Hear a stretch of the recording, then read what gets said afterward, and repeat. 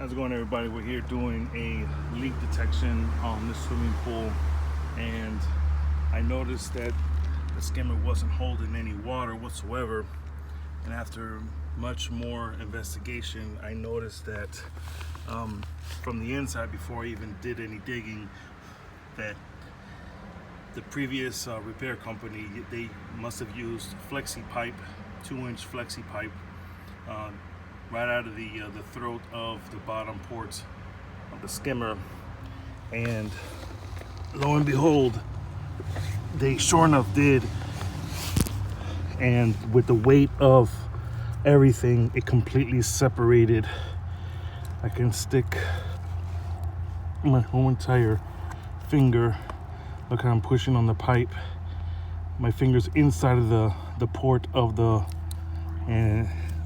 skimmer. So they never, number one, it's, for this type of application, flexi pipe, I would never use it myself. And number two, because of the weight of the water rushing through there, plus the grounds being compacted, it just completely pulled it right out of its socket.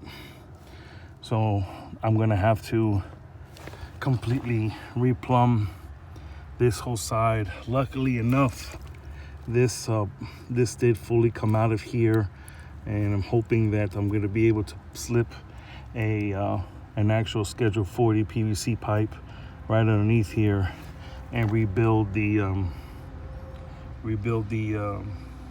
loop back to the actual skimmer line there. So that's what we got to go do there.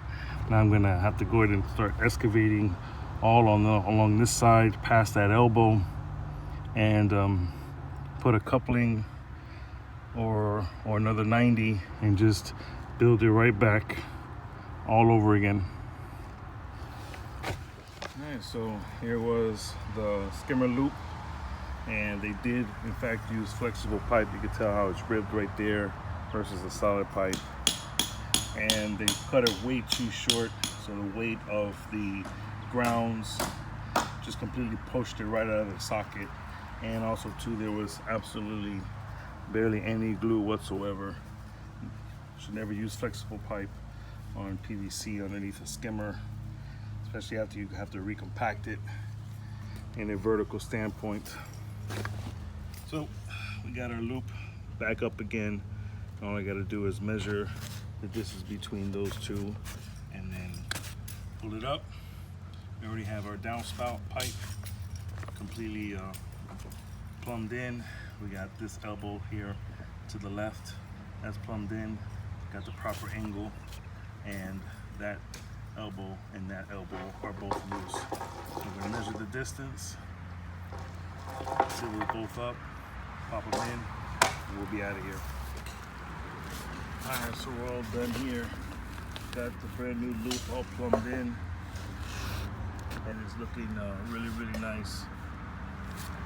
Got the down pipe completely to the top of the throat, sealed up properly. Every joints here fit so perfectly. So now we're gonna go ahead and we're gonna add some water. Before it was draining all the way out, so we're gonna add some water. We're gonna test this out. So what we ended up doing here was we went ahead and we found like a little 3x3 paver that we slipped underneath to give us some added support so that it doesn't move. And we added water to the skimmer. That's where basically it was all leaking. It was draining all the way down from that initial top joint that was never glued. Now we're fully holding water, 100%. This job is done. We're gonna go ahead and we're gonna backfill this area and get out of the way, because we're building a 8-inch by 8-inch footer, about 40 feet long here. So we gotta get a move on.